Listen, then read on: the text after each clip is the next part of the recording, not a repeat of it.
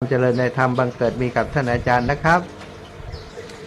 เจริญสุขเจริญธรรมกับศรัทธาสาธุชนคนดีทุกท่านทุกคนนะลูกหลานครอบครัวญาติพี่น้องแฟนรายการแฟนคลับ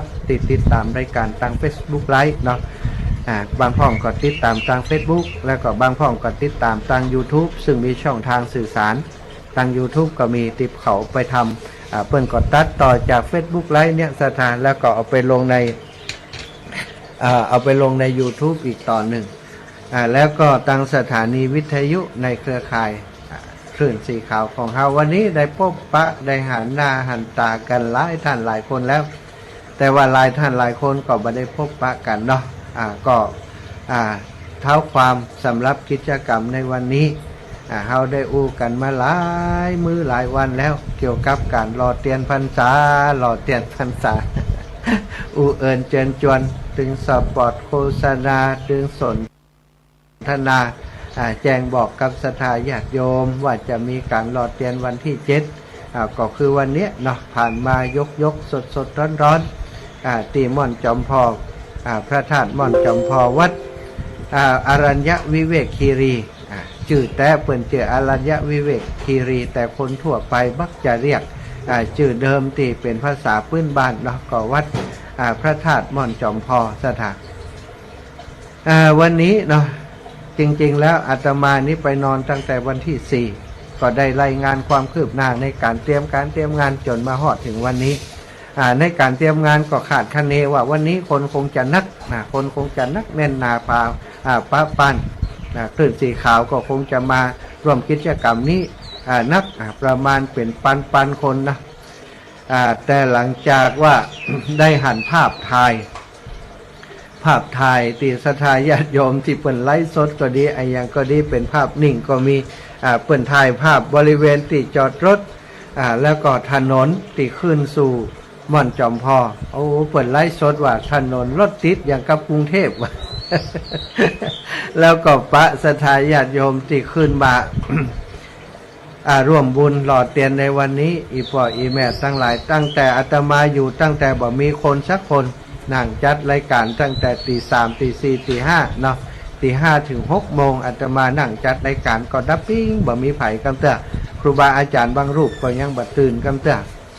ได้เวลาประมาณ 6 โมงฝ่าย 7 โมงศรัทธาญาติโยมเริ่มทยอยมาคนนั้นมาคนนี้มาทยอยกันมาโอ้เดี๋ยวอีแม่นั้นอีแม่นี้มาก็ไปต้อนรับขับสู่ดูแล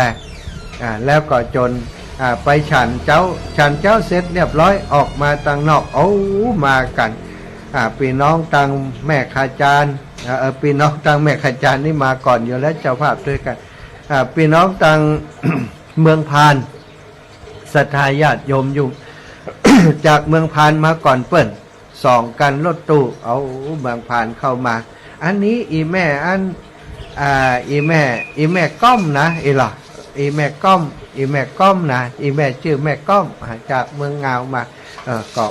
เมืองใจเมืองงาวเมืองพานมาด้วยกันสองกันรถตู้ก็เปิ้นก็เอากับข้าวกับป่ามาโดยก็บอกอีแม่เอาไปที่ห้องครัวพุ่นเลยเดี๋ยวตั้งแม่บ้านแม่ครัวเปิ้นจะจัดถวายเป็นจังหันเจ้าถวายอาหารเจ้านะกับครูบาอาจารย์ไปเลยเปิ้นก็เอาไปห้องครัวจากนั้นเนาะก็ได้เวลาฉันเจ้าก็วางภาระหน้าที่คือครับตู้ลุงแดงเปิ้นจัดรายการอาตมาครับครูบาอาจารย์ก็มาฉันเข้าที่โรงฉัน คณะที่ฉันเข้าอยู่ก็โอ้รถมากันหยับรอศรัทธาญาติโยมโอ้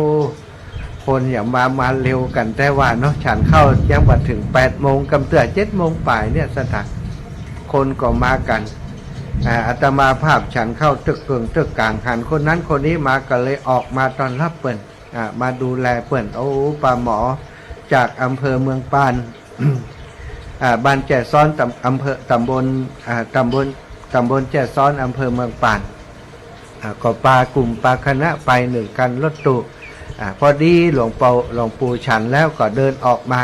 ก็เพื่อได้มาทักทายพบปะกับศรัทธาญาติโยมพี่น้องต่างแจ่ซ้อนเสร็จจากนั้นแล้วก็กะว่าจะเดินเข้าไปสู่กองอำนวยการที่ประลัมพิธีที่ตุลุงแดงเปิ้น สนทนาอู้จ่าอยู่จะไปเปลี่ยนทุลุงเดินไปบัดถึงไหนศรัทธาโอ้คนนั้นมาแหมะคนนี้มาแหมะนะเป็นประเวอร์เดินไปเดินมากระเดียวเมืองฝางมากระเดียวตังลำปางเข้ามากระเดียวตังเชียงใหม่เข้ามาโอ้แต่ละผู้แต่ละท่านมาโดยรอยยิ้มแย้มแจ่มใสทักทายโอภาปราศัยอู้จ่าม่วนกันอาตมาภาพก็ดีใจติหันศรัทธาบักเกิดว่าบางท่านนี้พี่น้องบางที่บ้านแห่งนี่พี่น้องจอมตองนี่ศรัทธาญาติโยมบักเกยได้ยินเปิ่นโทรเข้าไปในรายการเลยเปิ่นก็คงจะโทรเข้าไปในรายการของครูบาอาจารย์รูปอื่นแต่อาตมาบอกคุ้นอันชื่อหมู่บ้านซบเตี้ยเอกบ้านซบเตี้ยอย่างเนี้ยเนาะบ้านซบเตี้ยจอมตองเปิ่นก็ปากันมาสองกันรถตู้กัน2หรือว่า3หรือว่า4เนี่ยเนาะโอ้แม่อยู่ไหนอยู่ซบเตี้ยจอมตองว่าโอ้เฮายังบ่ได้ยินชื่อสักเตี้ยฟังรายการกะฮู้จักเฮาก็ฮู้จักกะอาจารย์สมชาตินี่ว่ะแม่ขอบคุณเนอะมากันอย่างใดก็ได้สนทนาอู้จากันตลอดถึงหลายท่านหลายคนตีบ่ปะกันเมื่อนานเนาะบางพ่องก็มาปะกันอย่างพี่น้องเมืองฝางเนี่ยมีโยมแม่ท่านหนึ่งตอนอาตมาเดินไปเดินทุดงไปเมืองฝางเดินไปแม่อายเปิ่นไปโตยหาอาตมาถึงป่าจ้าแม่อายซะดาเปิ่นหายไปไหนเมื่อนานบ่ปะกันโอ้ไปปะกันวันนี้แม่บ่สบายอาจารย์ไปไหนบ่ได้เมินมาแล้วอ่ะกึดเติงหาอยู่แต่ว่าบ่ได้โทรหากันหรอกโอ้นะวันนี้ก็ไปปะกันก็ดีใจศรัทธาไปปะคนเก่าหลายๆคนที่บ่ปะกันเมินแล้วก็ห่างหายกันไปเมินนานนะบ่ได้พบบ่ได้ปะกันวันนี้อาตมาและก็ครูบาอาจารย์อู้กันเนาะหลังจากที่เคลียร์งานเคลียร์อย่างเรียบร้อยบอกว่าวันนี้มันอย่างมาเร็วนะเวลามันอย่างมาเร็วลุกลับนะกันเดียวก็มาถึงแมลงมาถึงแมลงแล้วบัดเดี๋ยวนี้เขาเซตงานกันแล้วครูบาอาจารย์ว่าพอลืมไปหมดนะว่าอันเนี้ยอย่างไปพ่องในช่วงระหว่างวันนี้นะมันเร็วจนที่เฮาเหมือนกับว่ามันเหมือนน่าจะแล้วเร็วอีนะศรัทธาแต่ศรัทธาหลายคนที่ไปรอก็คงจะว่ามันอย่างมาเมินแต่ว่าเนาะ ไปนั่งรอพิธีกรรมพิธีการพ่องกับอันไปรอเตียนรอเตียนกว่าจะรอแล้วเข้าแถวกันซะได้อาตมานี่อินดูคนเฒ่าคนแก่จะนั่งก็นั่งบ่ได้ยืนเพราะนั่งป๊บแถวมันก็จะขาดเอกยืนเป็นต่อใดนี่ประมาณสักเกือบจะ100 เมตรเนาะติศรัทธาญาติโยมเดินเข้าแถวกันหันแล้วเป็นตาดีอินดูบางพ่องนี่สวกเต้าเหี่ยเอาไม้เต้ามาสวกเต้าอันบางพ่องก็มีเป็นไม่เต้าขาเดียวเนี่ยเนาะแต่เปิ่นก็อาศัยเก้าอี้ไปตัวไปหันภาพนี้ศรัทธาญาติโยมอาตมาภาพและครูบาอาจารย์ยอมรับว่าการเตรียมงานการเตรียมอย่างต่างๆเนี่ยมันเหนื่อยศรัทธาคนโทรบ่มาแม่อำพันธ์กองบุญกองบุญแม่อำพันธ์แม่อำพันธ์กองบุญเนาะแม่เนาะเป็นก็ตีอันปะเปิ่นนั่นนะแม่อำพันธ์กองบุญนึกได้ละแม่โยมแม่จงดีฟังอยู่หรอแม่ไปถึงแล้วยังพี่น้องเมืองฝั่งถึงแล้วยังโยมแม่จงดีเชื้อกันทานะแม่นี่หายหอมสำหรับตันออกตัวหอมเป็นเจ้าภาพโต๊ะจีนตัวหอมส่วนตัวหลายสิ่งหลายอย่างเนาะแล้วก็เปิดปักต้นพระป่ารวมกันตัวเฉพาะพระป่าของโยมแม่เขาได้ 8,000 ป่าย8,000 ป่ายนะโยมแม่จงดีเชื้อกันทาพระป่าของแม่ได้ 8,000 ป่ายรวมอย่างอื่นนี่ก็พี่น้องเมืองฝั่งที่เปิ่นให้หอมมาก่อนตัวแล้วที่เปิ่นมาหอมเป็นส่วนตัวที่ใส่ปักต้นพระป่าด้วยกันที่อันของอำนวยการแห่ง17กันเนาะศรัทธาถ้าเฉพาะพี่น้องทางเมืองฝางนี้ก็ประมาณเกือบจะ 2-3 หมื่นเนาะวันนี้ที่นำปัจจัยมาถวายร่วมบุญกับครูบาอาจารย์ครอบครัวขึ้นสีขาวเนอะมาหลายกลุ่มหลายคณะนะทางเมืองฝางมาเป็นตัวแทนของหลวงพ่อท่านพระครูสุจิตานุรักษ์ สายของโยมแม่จงดีตุปิโยมแม่จงดีนี่6กันเนาะแล้วก็ของท่านอาจารย์เจริญนะจำเริญ10,400ท่านอาจารย์จำเริญนี้มาแห่ม2กันรถตู้บัดเดียวนี้บัดธรรมดาแล้วเนาะสมปานเจ้าอาวาสวัดตะโพธารามนี่นะปามา2กันรถตู้นะแม่หลวงกำนันว่ะโอ้บัดได้อู้กันดีกำเนอะขอสุมาอภัยถ้าแม่หลวงกำนันฟังอยู่เนาะขอสุมาอภัยวันนี้นี่คนมันนักมันหลายจริงๆแล้วก็ดีใจที่ได้สมาชิกใหม่แม่หลวงกำนันนี่ติอันเป็นโยมอุปถากติดตามของท่านอาจารย์จำเริญมานิสถาญาติโยมในสมัยตอนตีเหมาะปอกำนันเพิ่นเป็นกำนันแล้วก็โยมแม่เพิ่นเป็นแม่กำนันนี่เนาะก็ทำกิจกรรมกับชุมชนกับอย่างต่างๆมามากมายแล้วก็ต่อมาปอกำนันเปิ้นได้จากไปเนาะพอปอกำนันจากไปภาระในการดูแลปอกกำนันและครอบครัวก็บ่ค่อยมีอย่างเปิ้นก็เลยได้มีโอกาสได้มาฟังรายการธรรมะจากคลื่นสีขาวโอ้พอได้ฟังแล้วเปิ้นก็ติดใจติดอกติดใจนับธรรมคำสอนของครูบาอาจารย์ทุกรูปทุกองค์โอ้แม่กำนันบุญเรืองขอบคุณแม่จงดี แม่จงดีเพิ่นรู้จักหมดแม่กำนันบุญเรืองขอบคุณนะแม่เนาะขอบคุณแม่กำนันบุญเรืองตัวเนาะเนี่ยเครือข่ายสายบุญที่เกิดขึ้นใหม่ๆก็มีเยอะนะสถานล้วนแต่ใจถึงกันทั้งนั้นเนาะนำรถกันมา 2-3 กันรถตู้ขอบคุณนะสายงานของโยมแม่จงดีก็ดีของแม่กำนันบุญเรืองก็ดีสายงานของคุณโยมกนกทิพย์ชัยนาวันนี้เฮามาในฐานะที่เป็นลูกศิษย์ของลูกหาของหลวงพ่อพระครูสุจิตานุรักษ์ตังเมืองฝางเนาะก็ได้มาช่วยเสริมเติมเพื่อสีสันของงานการหล่อเทียนปี 2567 มีความอิ่มอกอิ่มใจอิ่มบุญกันวันนี้ทุกท่านทุกคนอาตมาดูหน้าแล้วเหมือนกับบะอิดบะเหนื่อยในการเดินทางแล้วก็การที่มารอยืนเข้าแถวรอเตียนกันก็หันทุกท่านทุกคนบ่ได้ถืออภิสิทธิ์อย่างซากอย่างโยมแม่จงดีโยมป่อหมออินทรผู้รักผู้ใหญ่หลายท่านหลายคนยืนเข้าแถวกับพี่น้องเจ้าบ้านคนเฒ่าคนแก่อีป่ออีแม่อายุ 8-90 เพิ่นยืนเข้าแถวอย่างใดหมู่เฮาตั้งหลาย VIP ตั้งหลายก็บ่ได้ถือยศถือศักดิ์เพิ่นเข้าแถวก็เข้าแถวเนาะ เปิ้นเขยั่งก็ต้องยั่ง เขยุดก็ต้องยุดวันนี้วุ่นวายขอสุมาอภัยเนอะศรัทธาญาติโยมช่วงตอนบ่ายปัดโตกว่าคนเฒ่าเปิ้นตกมอน้ำห้อนน่ะกว่าคนเฒ่าเปิ้นไปปั่งกระง่างใส่หม้อต้มเตียนเนี่ยโอ้จะเดือดร้อนเลยศรัทธาคนเฒ่าเปิ้นก็ญาติกันเข้าไปตีกระทะฮ้อนๆนั่นน่ะศรัทธาไปยืนอยู่กันนั่นมันบ่เป็นแถวบ่เป็นแนวพ่ออาจารย์ประกาศว่าย่างก่อนเนอะก็จะได้ก็ได้อาตมาก็กำไว้มาอีแม่ขอกำเตอะถ้าบ่ย่างนะมีปัญหาเขาขวคนเฒ่าจะตกมอน้ำห้อนนี่นะแทนที่จะได้บุญก็จะมาเดือดร้อนกันถึงหมู่ถึงโจมเนี่ยนะถ้ามันตกไปหันสักคนแล้วมันเป็นข่าวใหญ่ข่าวดังเนอะบ่ใช่ข่าวดีด้วยนะจะบอก ทำบุญทำความดีบ่ได้ดีเห็นว่านะย่างก่อนบ่ย่างก่อนเนอะเอาห้ามแจกกันน้ำบวยนะพอก่อนตอนนี้จัดระเบียบกับก่อนเถอะเข้าไปนั่งก่อนโอ้ประกาศแล้วก็ดับปิงสถาตึ้มมีไผไปนั่งอย่างใดดีต้องถูกได้เปรียบไหมไปเฮือท่านอาจารย์ใหญ่ท่านพระครูอภิวัฒนวิกรมท่านอาจารย์จ่วยกำเตอะประกาศกำลอย ท่านอาจารย์ถูกได้ประกาศว่าอีแม่อีปอดตั้งหลายวันนี้เฮามาทำเพื่อจะให้มันเกิดความเรียบร้อย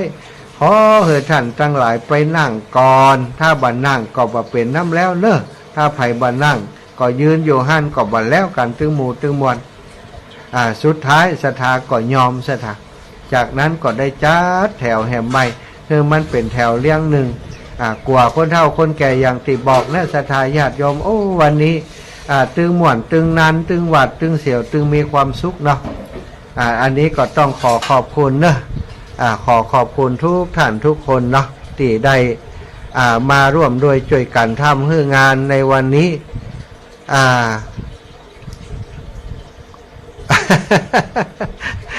ท่านผอ.กว่าคนบอกฮู้เรื่องเนาะ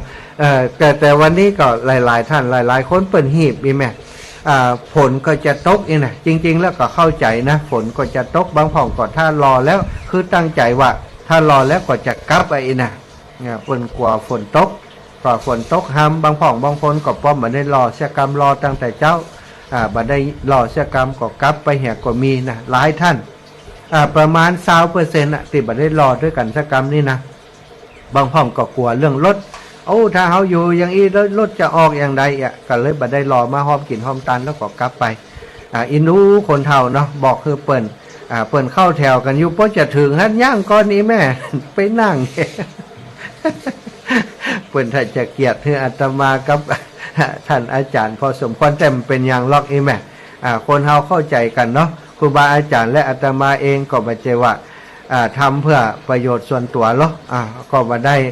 เลือกที่รักมักที่ชังอย่างหันกลัวว่ามันจะเกิดอันตรายกับอีแม่เขาถ้าเกิดอย่างขึ้นแล้วมันแก่บ่ได้นะ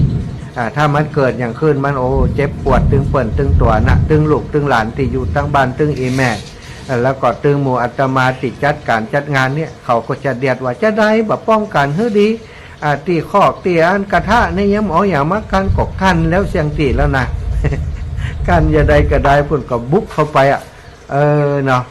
แต่ว่าก็เรียบร้อยโดยดีเนอะศรัทธาญาติโยมเอามาเล่าให้มันตื่นเต้นว่าได้ว่ามันหมดนั้นฉันเล่าถึงหูเรื่องก็มีบ่หูเรื่องก็มีแต่สรุปแล้ววันนี้ทุกคนอาตมาหันหน้าหันรอยยิ้มหันแววตาของอีปออีแม่ทั้งหลายแล้วมีความสุขอิ่มบุญด้วยกันหลายคนเสาะหาท่านมหาสมชาติก็จะสมใจนึกบางลำพูแล้วก็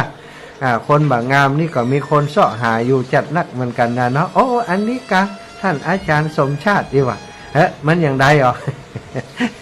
เปิ่นก็ถ้าจะว่าอย่ามาอ้วนแต่ว่าบัดเดียวเนาะความจริงเปิ่นบ่เคยหันหน้ากำแต่อีแม่ก็นึกว่าคนตัวน้อยๆอีหล่ะก็ฮู้กันแล้วรู้ว่าเฮามันเจ็ดตัวน้อยรออีเนาะก็ป้ากันหลายท่านหลายคนเนาะสายบุญสะพานบุญต่างๆหลายท่านหลายคนเนาะวันนี้ก็ขอบคุณตังแม่นงเขาแม่นงตังแม่ขาจานโมเดิร์นเรดิโอเนาะของแม่นงที่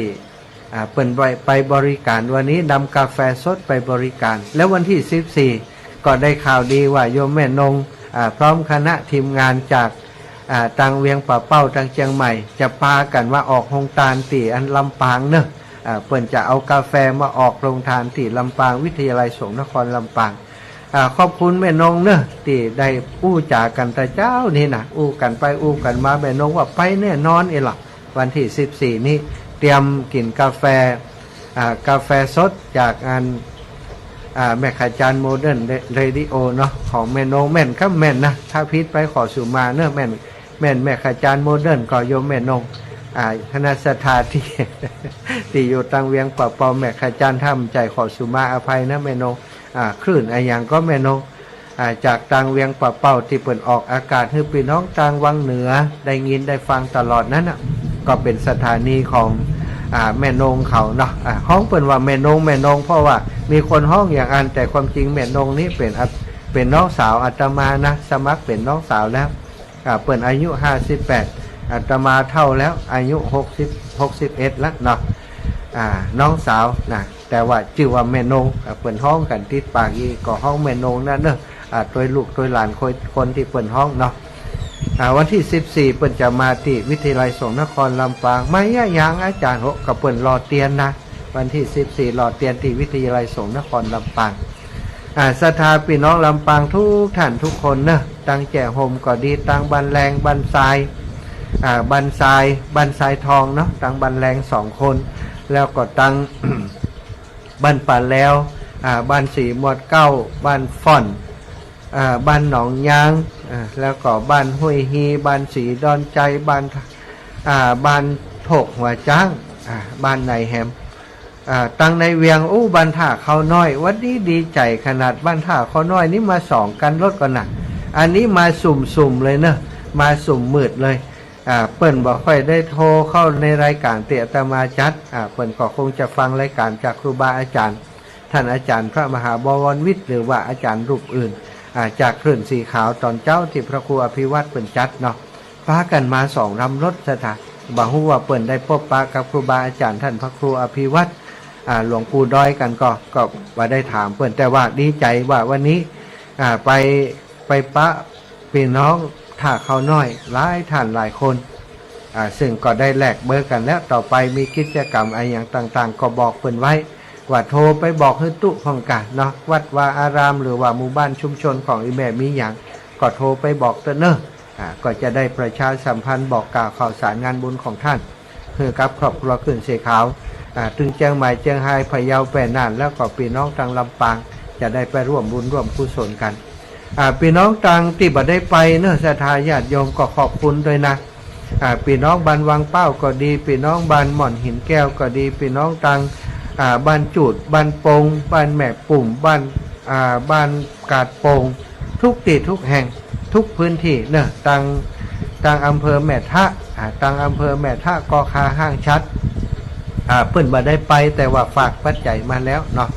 บางพ่องก็โอนไปโดยตรงที่หลวงปู่บางพ่องก็โอนผ่านอาตมาทุกคนทุกท่านเนอะพี่น้องตังเชียงใหม่พี่น้องตังลำปูนปุ่นชดไปแผ่วแม่แจมพดไปแผ่วแม่สาบเสมิงแม่แจมก็มาแล้วก็พี่น้องตังแม่อายชัยประการนะก็ปากันมาในพื้นที่ของอำเภอเมืองจังหวัดเชียงใหม่อำเภอสันกำแพงอำเภอหางดงอำเภอสารปีมากันหลายเนอะสันปะตองบ้านโฮงป่าซางวันนี้โยมแม่สายทองเนาะโอ้แบบมีเวลาปาโยมแม่มาปากโคตรตัวเวลามันกระชับหลายอย่างเนาะศรัทธาถ้ามันมีเวลานักเนาะที่เขาอยู่ด้วยกันเมินก็จะฮือศรัทธาได้หู้ได้หันหลวงพ่อท่านวัดสันมณะถามอาตมาว่าแม่สายทองมาบัจเจกายมาหานะโอ้มากับป่อตะกี้นั่งในวิหารเนี่ยตอนนี้เปิ่นอยู่ตั้งไรหมอเดี๋ยวผมไปซ่อพอเนอะแต่ก็ซ่อหามมาป้าสกรรมหลวงพ่อวัดสันมณะอยากหันบอกว่าอีแม่โทรเข้ารายการบ่อยเนาะแม่สายทองทันยะแก้วบ้านท่าบ้านอย่างก็บ้านห้วยการบัจเจท่าการนี่แม่โยมแม่จันเรือนใสเนาะแม่จันเรือนใสอยู่ท่าการตังแม่แตงก็มาเนอะแม่แตงแม่ริมทุกพื้นที่เนาะศรัทธาญาติโยมถือว่าอาตมาได้เข้ารายการแทนครูบาอาจารย์แทนหลวงปู่แล้วก็พระครูอภิวัฒนวิกรมและคณะทำงานทุกท่านทุกคนเป็นตัวแทนมาขอบคุณสถานบุญทุกท่าน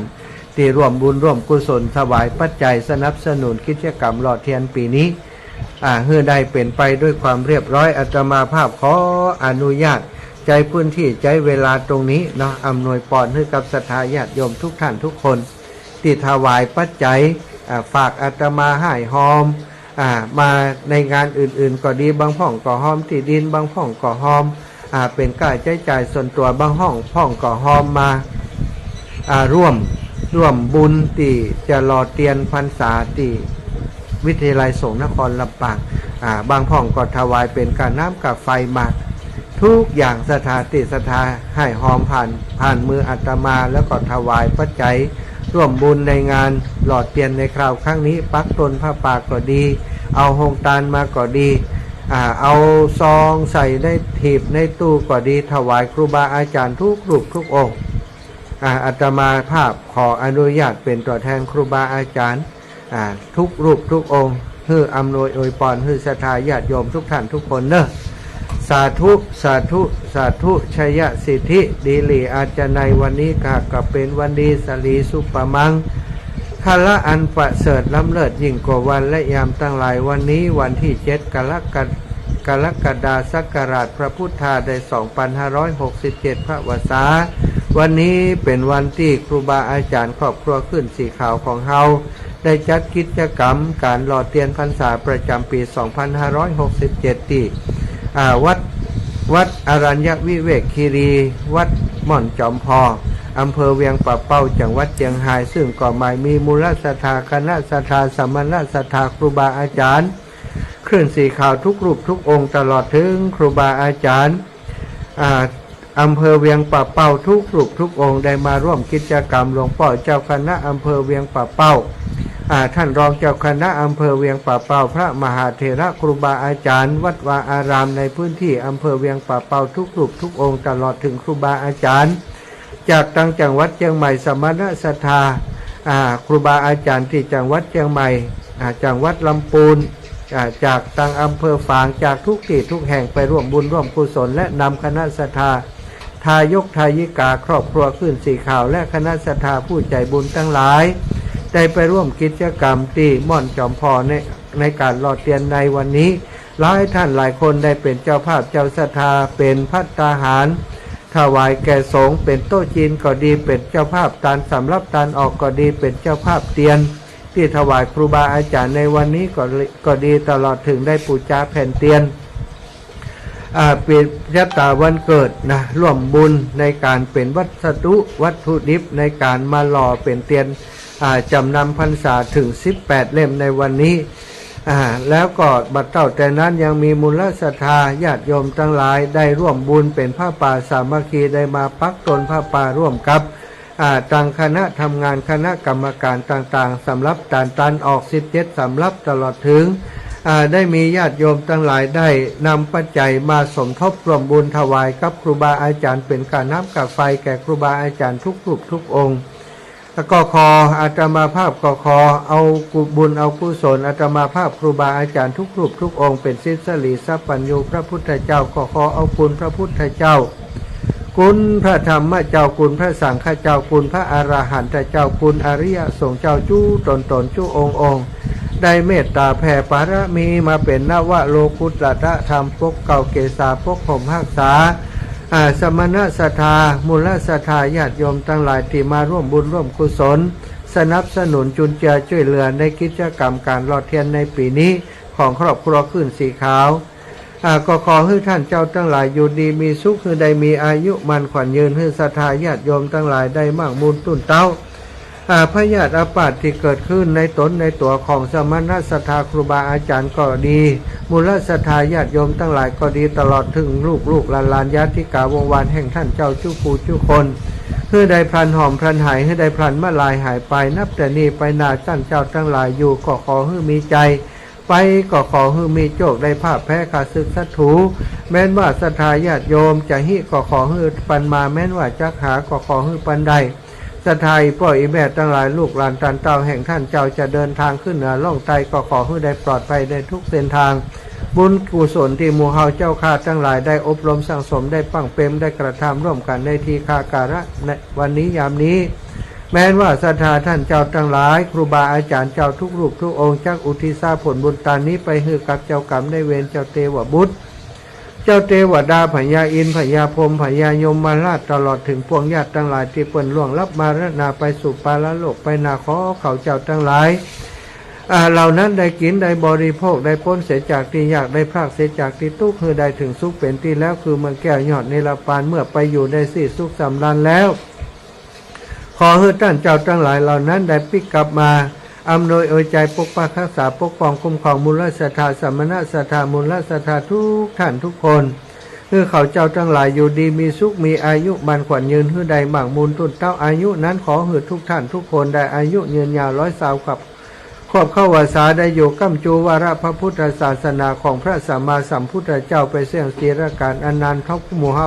ทั้งหลายเกิดมาพบใดชาติใดก็ดีหื้อใดพบศาสนาของพระสัมมาสัมพุทธเจ้าทุกรูปทุกพระองค์ที่จะเกิดขึ้นจะเป็นมีในอนาคตไปนานนั้นและหื้อท่านเจ้าทั้งหลายมีดวงตาหันยังธรรมของพระสัมมาสัมพุทธเจ้าได้ตรัสรู้ธรรมได้มีดวงตาหันธรรมทุกท่านทุกคนนั่นจงจักมีเตี้ยงแต่ดีหลีสมดังบทบาทภาษาบาลีติสลีสัพปัญโยพระพุทธเจ้าได้ประทานเอาไว้เป็นสม่ำเสมอว่ายะถาวาริวหาปุราปาริปุเรนติสาครังเอวะเมวะอิโตทินังเปตานังอุปกัปปติอิชิตังปัฏฐิตังตุมหังคิปะเมวะสมิจฉตุสัพเพปุเรนตุสังกปาจันโทปนะระโสยถามณิโชติระโสยถาสปีติโยวิวัชชันตุสัพพะโรโกวินาศตุมาเตภวัตวันตรายโยสุขีทีคายุโกภวะอภิวาทนาสิริสานิจังวุธาปจายิโนจตาโรธรรมาวัฏันติอายุวันโนสุขังปลังนิพปานัง ปะระมังสุขาศรัทธาญาติโยมจบเนาะเป็นปอนที่แต่เจ้านี่ศรัทธาญาติโยมเอาปัจจัยมาถวายอีแม่ปั่นป้อนบ่ได้เต้อเนอะตอนนี้คนมันนักมันหลาย เสียงมันดังปั่นป้อนจะเจ็บคอแต่ก็ลูกปั่นอยู่คอแหบคอแห้งมดเนาะศรัทธาญาติโยมก็มาปั่นซ้ำแหมสำหรับศรัทธาญาติโยมที่บ่ได้ปอนกับเกิดแต่เจ้าตลอดถึงปอนของครูบาอาจารย์ทุกรูปทุกองค์เลยเนอะครูบาอาจารย์ก็ศรัทธาเอาปัจจัยไปถวายบางพ่องก็ได้ปั่นป้อนบางพ่องก็บ่ได้ปั่นป้อนก็ว่ากันไปเนาะก็คอยว่าวันนี้เราได้ร่วมกิจกรรมกันสำเร็จเสร็จสิ้นผ่านไปโดยดีเนาะมีหลายท่านหลายคนก็ถามมาติ๊กโทรมาถามอาจารย์ถึงไหนแล้วเขาก็ว่ากำลังเดินทางอยู่ไอ้แม่มีอย่างจ๊ะอันก็ว่านะก็ว่าอย่างอันวันนี้ยอดได้ต่อใดวะอันยอดตีเปิดอันเปิดพระป่าวันนี้อีกเนาะยอดตีวันนี้เปิดได้ต่อใดอีหรอศรัทธาญาติโยมเนาะยอดวันนี้ได้ต่อใดก็สรุปรวมยอดคือศรัทธาญาติโยมเนาะ264,500 ครับ3 บาทอันนี้จะเป็นสุทธิสำหรับวันนี้เนาะแต่ว่าสำหรับคนที่เปิดโอนมาในตีในบัญชีตียังบัดได้ไปตรวจกำเตือของหลวงปู่นั่นนะ ก็ฟังว่าสรุปแล้วหลังจากวันนี้ไปจะมียอดเพิ่มแหมเท่าใดแต่ณวันนี้ได้ยอดอยู่ที่264,500 กับ3 บาทน่าเสียดายว่า503มันไปก่อนแล้ว 503ไปบ่ได้ไปเมื่อวันที่1เนาะจะทานเนาะ503ไปแล้วบัดแน่นะเขาว่าบัดเดียว503เพิ่นยังล็อกอยู่อาจารย์บ่ฮู้นะเฮาบ่ฮู้ล็อกกับบ่ล็อกเนาะแต่อันนี้คือยอดพระป่าวันนี้นะ264,500 กับ3 บาท264,500 กับ3 บาท264503ง่ายดี264503เนอะโจทย์ไว้เหียแต่ว่าต้องมาโทร อันอีแม่ฟังวิทยุโจทย์บัดตันโทรมาถามอย่าเดือดร้อนทุกเจ้าให้เหมาะเนาะโจทย์ไว้เหียเนอะ264503คือยอดที่ในวันนี้อันนี้คือยอดที่ศรัทธาญาติโยมทุกท่านทุกคนหอมไปนะอีปอยอีแม่ศรัทธาญาติโยมบ้านเพิ่นได้ให้หอมไปในวันนี้ร่วมบุญร่วมกุศลกันมาในวันนี้ก็ต้องขอบคุณนะแทนครูบาอาจารย์ซึ่งปัจจัยในส่วนนี้ศรัทธาพอคลื่นสีขาวท่านพระครูอภิวัฒนวิกรมได้มอบหมายให้หลวงปู่เป็นผู้จัดการทั้งหมดนะก็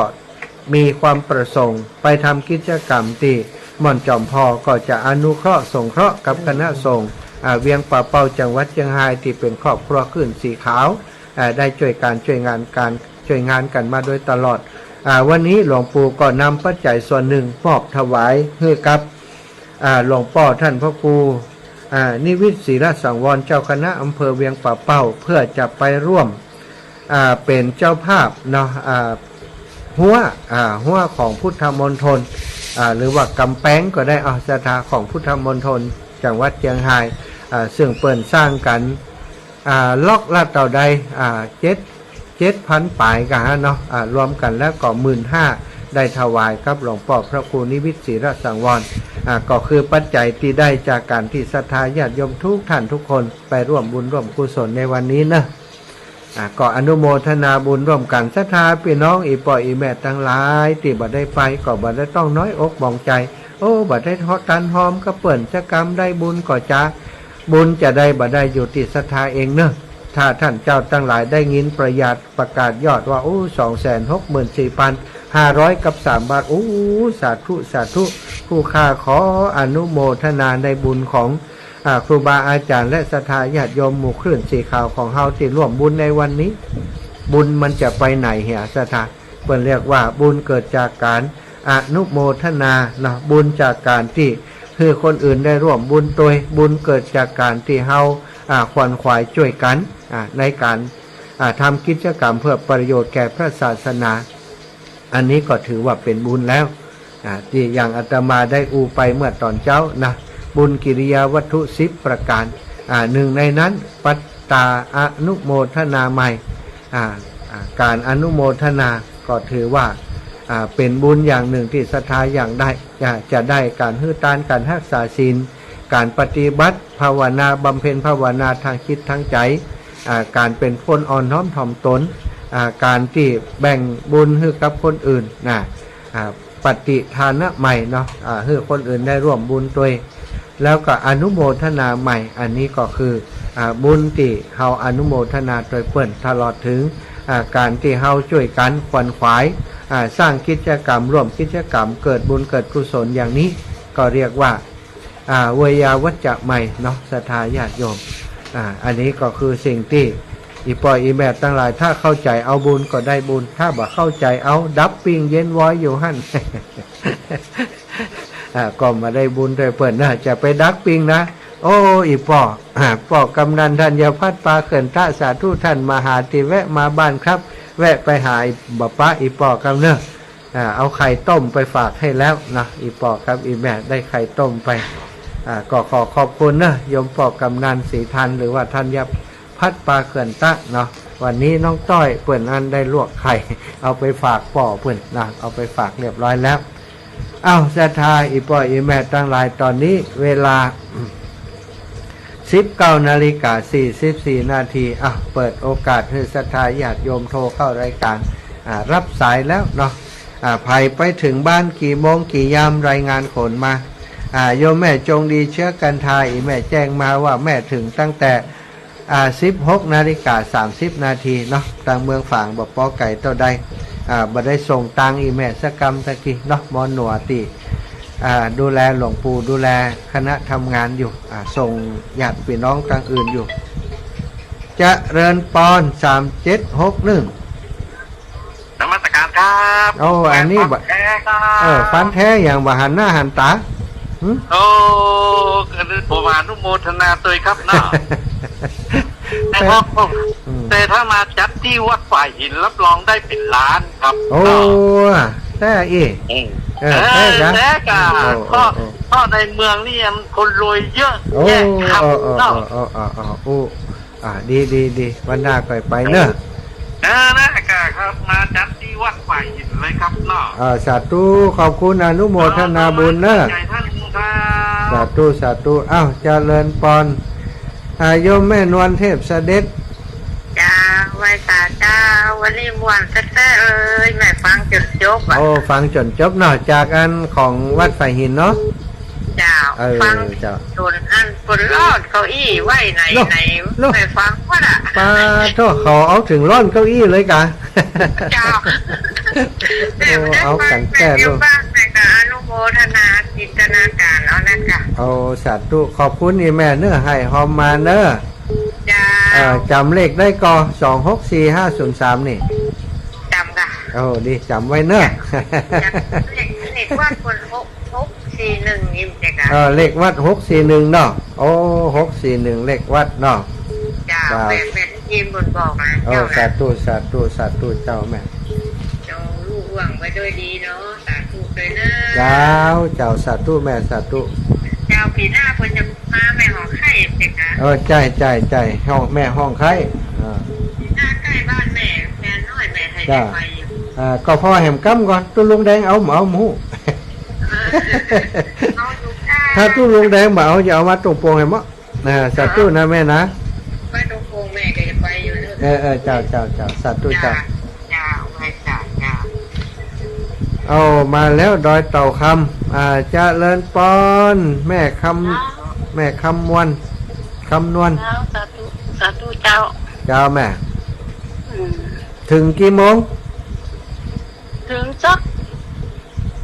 มาถึง5 โมงแต่เจ้าจัดเร็วแล้วเนาะหม่วนกันเนาะการไม่แหวกกาดไม่กระจานอยู่เนาะแหวกกาดไม่กระจานได้กาดในคนนักนะเจ้าของกินกันนักเนาะเราของกินก่อนนักไปจังไรผมเจ้าสาธุขอบคุณอีแม่เนอะขอบคุณพี่น้องเจ้าซ้อนทุกคนเลยเจ้าที่ว่าจะไปอันนี้เป็นพร้อมแล้วกะ ไปอันนี้อย่างไรพร้อมอย่างไรทางไรเอ่ย ไปที่ว่าไปนครพนมน่ะเป็นเที่ยวพ่อมากะ ก็ตอนนี้ของเขาได้กันอย่าเจซ่อนมีก่อน เจ้าพี่กะ นะกะได้แต่มันนิ่มเมียน่ะ นี่อาจารย์ยกว่าท่านี่กะเพื่อต้องเฮือนคนขับรถ นี่อย่างมัน เอาเบอร์โทรเปิดเฮือนคนขับรถอีก เอาขออีดวงว่าขอไป เบอร์โทรอาจารย์บรรยงคือคนขับรถเนาะ เจ้า โอเคคือเปิดโทรคือหาอาจารย์เนอะ เจ้าเจ้า จ้าโอเคสาธุนะแม่นะ เจ้าเจ้า แม่นวลโอ้แม่ยายพรนี่คนเรียกการมาแฮมละคนเรียกการมาแฮมละนอนอยู่บ้านเปิ่นรอเตียนกันเท็ดตัวมากันแล้วอยู่บ้านก็ฟังวันขับอยู่ฟังวันค่ำได้ไหวอย่าได้พ่องอู้เรื่องอย่างพ่องวันค่ำอู้เรื่องอย่างพ่องโอ้ก่อนนั่นก่อนตั้งนี้เนี่ยคนนั่นที่เพิ่งเยอะโอ้เปิ่นคนที่เพิ่งก็ได้ยินจุอย่างนี้เนี่ยสาธุนะขอบคุณยายพรเนอะสาธุปั่นกันคนน้อยยายพรสายแน่นปั่นกันคนน้อยเจริญปอนโยมแม่3761นมัสการครับผมแปลพันแรกครับลืมอย่างอันปีหน้ามาค่อยออกไกลกะใจปีหน้ามีกำหนดเจอกันแน่ครับน้าผมไปแน่ครับ100%เลยครับน้าค่อยออกไกลจุสาธุเนอะขอบคุณเจอกันแน่ดอยสะเก็ดนี่ใกล้กำเดียวครับไปกำเดียวดอยสะเก็ดแน่ครับโอ้ดีป้ากันสาธุเนอะครับนมัสการครับอีแม่กลับกี่โมงกี่ยามนี่แม่สายทองเด็กนั่งพุ่มมาเจ้ายังได้กินข้าวก็ถึงบ้านโอ้มีคนถามหาอีแม่ทื่อๆแต่ป้ากันพักกี่คนฟ้องกดได้รู้มาฝากพ่อมหาทั้งดีอันแม่พระครูว่าท่านอันน่ะสมณะแกว่าช่างตามเนี่ยมาหานมาป้าเลยมาเจอในคนนักเกินเนาะแม่อันเนี่ยก็เปิดก็ถามว่าแม่สายท้องอยู่ไหนมาหาพอ4 โมงที่แม่นั่งมีแล้วเป็นนั่งข้างไงกับวิหารแล้วข้างกันหน้าพระธาตุพระเจ้าอีแม่ไปกี่โมงกับกี่โมงก็กับกี่โมงเนี่ยมาถึงเนี่ยแล้วก็แวะจัดกันมาเนี่ยแต่รอคนข้างนะเป็นรอเป็นน่ะเป็นรอก็ท่านไปรอประแรงไงคนเดียวเนาะแต่เราอินดูต่างช้อปปิ้งเนาะเจ้าโน้ธนาบุญได้2 เซนไปเนาะบัดนี้อู้กันนี้ปีหน้าจะจัด2 วันไปรอเตียนต้องนอนข้างคืนนั่งอู้กันในผีไปเจ้าตูนนะแม่เนอะอาจารย์หอมก็โทรมาบ่อยเหมือนกันนะเจ้าขอบคุณแม่สายทองวันนี้อุตส่าห์ไปแบบปะครูบาอาจารย์หลายรูปหลายองค์แม่แก้วกันทะวังมาแสเด้อฟอร์มอยู่เด้อโทรบักขัดตอนโทรบักขัดตอนเปิ้นฟังอยู่แต่เจ้าอีแม่โทรมากำจ้ะฮะนั่นแหละลูกบ้านโศกมาจะลองโทรให้เที่ยงว่าบดีว่ามันได้ถ่ายทอดมันได้ยินเนาะแหละอันเปิ่นดับเครื่องตอนกลางวันอีแม่เนาะกำหัวลองทำพิธีเถอะเนาะเจ้าแต่แม่ลูกบ้านโศกมาโทรให้แทนก็หน่อยนุโมทนาสาธุเด้อเจ้าโยมแม่ขอบคุณโยมแม่เด้อเจ้าสาธุเจ้าขอบคุณเด้อพระบักโทบักคัดตานฟ้าอยู่เจ้าทราบว่าบักคัดดีสาธุบอกอีปอดด้วยระลึกถึงขอบคุณแม่ยาเล็กปวลีอินสุวรรณนะวันนี้เปิ่นได้ภาพนักนะน่าเสียถ่าคนลำปางมีจื่อแล้วไปจุดเตียนสกรรมพ่อเสียดายขอบคุณแม่อมนวันเล่ากุลเนอะกราบไหว้สาเจ้าฟังอยู่เจ้าโยมแม่ถึงกี่โมงแม่ปวลีแม่ยาเล็กปวลีเนาะขอบคุณกับศรัทธาญาติโยมทุกท่านทุกคนเนอะพี่น้องต่างเชียงใหม่เชียงรายหลายท่านเนาะที่ไปพบปะกันใหม่ๆนี่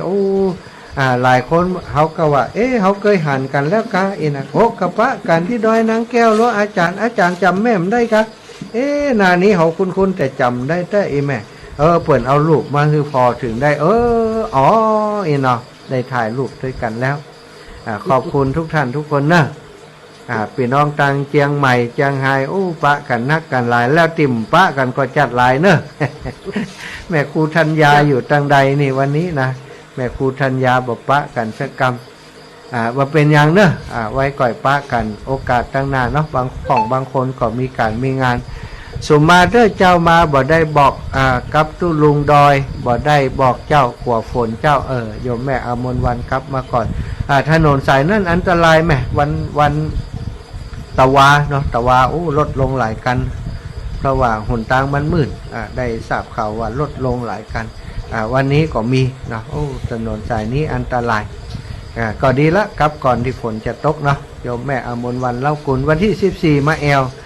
มาจะรอเจ็บเนอะมาคือกำลังใจลำปางเราตังเจียงไฮ้เรียบร้อยแล้วลำปางนี่วันที่14ครูบาอาจารย์ตังลำปางก็โอกาสขึ้นสีขาวของเฮาได้ประกาศประชาสัมพันธ์ตังลำปางนี้ก็จริงๆแล้วก็ตั้งใจจะประกาศตั้งแต่ต้นเดือนน่ะแต่พอดีของคลื่นสีขาวของเฮานี่มีวันที่7เนี่ยถ้าตังลำปางประกาศมันก็จะซ้อนกันมันก็จะลำบากใจกับศรัทธาญาติโยมแต่ตั้งแต่วันนี้ไปศรัทธาพี่น้องทางเชียงใหม่ทางเชียงรายพะเยาไปนั่นนะมาช่วยลำปางจิมเนอะถ้ามาช่วยลำปางอาตมานี่นักนะเขาจะด่าหัวกันเนาะมาช่วยลำปางโยมแม่อามนวันมาแน่นอนได้เจ้าเอล่ะตอนนี้โยมแม่นงเนอะมาแน่นอนโยมแม่อามนวันมาแน่นอนหลายท่านเนาะจากทางเชียงใหม่ก็จะมาร่วมบุญที่ลำปางของเฮาเนอะอาตมาภาพขออนุญาตเป็นตัวแทนครูบาอาจารย์ตังลำปางกล่าวคำว่ายินดีต้อนรับนะยินดียิ่งแล้วแขกแก้วจะมาเยือนวันที่14รอเตียนที่วิทยาลัยสงฆ์นครลำปางเลยแยกก็ขาไปน้อยเดียวสถาญาติโยมถนนซุปเปอร์ที่จะเข้ากรุงเทพ จะก่อนจะไปถึงวิทยาลัยสงฆ์นี่จะเป็นแยกที่เข้าไปอำเภอก็ขาก่อนสถาญาติโยมก็ตรงมาเลยเนอะตรงมาตรงไปแหมสักน้อยเดียวก็ถึงวิทยาลัยสงฆ์นครลำปางแล้วหาง่ายอยู่ติดถนนใหญ่หลังคาสีแดงๆนะวิทยาลัยสงฆ์นครลำปางแวบเลยเนาะก็จะปักธงทิวอยู่สำหรับศรัทธาญาติโยมที่จะเดินทางมาร่วมหลวงปู่ก็จะเมตตามาร่วมงานด้วยเนอะศรัทธาหลวงปู่พระครูปฏิภาณธรรมทินจะเมตตามาร่วมงานก็จะแจ้งบอกกับครูบาอาจารย์คลื่นสีขาวใครมีโอกาสใครว่างเนาะใครบัตรติดอย่างอิตนาถ้าถามว่างนี่ก็คือบ่ว่างหรอกแต่บัตรติดอย่างที่เป็นธุระประปังก็กราบนิมนต์ครูบาอาจารย์ทุกองค์ตัวที่สำคัญก็ศรัทธาญาติโยมเนอะไผยังบาหารวิทยาลัยสงฆ์กำเตือไผยังบาหารสถานีวิทยุวิทยาลัยสงฆ์ลำปางกำเตือได้เมตตามาแอวมาพอเนาะจะได้ช่วยกันสนับสนุนกิจกรรมของการศึกษาของวิทยาลัยสงฆ์นครลำปางตัวพี่น้องทางลำปางติดฟังรายการอยู่ก็ห้ามขาดเนอะแม้แต่คนเดียว ถ้าขาดนี่บ่ได้เรื่องละเนาะเชียงใหม่ยังไปช่วยเชียงรายยังไปช่วยลำปางอยู่หิมบ้านท่านมาจะน้อยใจนะครูบาอาจารย์นั้นทางวิทยาลัยสงฆ์นครลำปางจะน้อยใจเนาะขอบคุณโยมแม่จิรพันธ์โมป้อเนอะหันกันวับแวบบ่ได้อู้กันดีกับเนาะโยมแม่เนาะโยมแม่จิรพันธ์โมป้ออีแม่เอาเตียนไปปะเนาะเป็นเอาเตียนเป็นคุบใหญ่ๆไปติ้วประจำแป้นะขอบคุณโยมแม่จิรพันธ์โมป้อทุกท่านทุกคนที่ติดตามรายการอยู่ในขณะนี้นะวันนี้อาตมาภาพก็ขอเป็นตัวแทนครูบาอาจารย์นำข่าวสารงานบุญมามาจามาขอบคุณกับศรัทธาญาติโยมทุกท่านทุกคนอาตมาก็มาได้พักตั้มเดียวเหมือนกันเนอะครับเดินทางจากเพียวขอบเพียวควาแล้วก็ออกเดินทางจากหม่อนจอมพ่อมาถึงที่บ้านแม่ญาติที่บ้านทุ่งโป่งนี้เวลา19 นาฬิกาศรัทธาออกจากกุ้นประมาณ5 โมง 6 โมงแล้วนะก็ต้องขอบคุณศรัทธาญาติโยมพี่น้องเวียงป่าเป่าและคลื่นสีขาวทุกท่านทุกคนที่เมตตาอาตมาได้มาทักทายปราศัยตลอดถึงนำปัจจัยมาถวายเพื่อเนื้ออาตมาใจในการทำบุญหรือว่าเป็นการเดินทางต่างๆทุกท่านทุกคนเอาละเวลาหมดเวลาก็จะขอนำรายการจากลาศรัทธาญาติโยมทุกท่านทุกคนไปด้วยเวลาเพียงเท่านี้ขอความสุขสวัสดีจงบังเกิดมีแก่ศรัทธาท่านเจ้าทุกท่านทุกคนนะจัตตารโอธรรมาวัฏันติอ อายุวันโนสุขังพลัง เพื่อนเพื่อนก็คืออาจารย์เนี่ยจะเป็นนั้นนี่นะตัวค้อนทำค้อนกันอย่างที่ตัวโดนเดินตัวโดงเนี่ย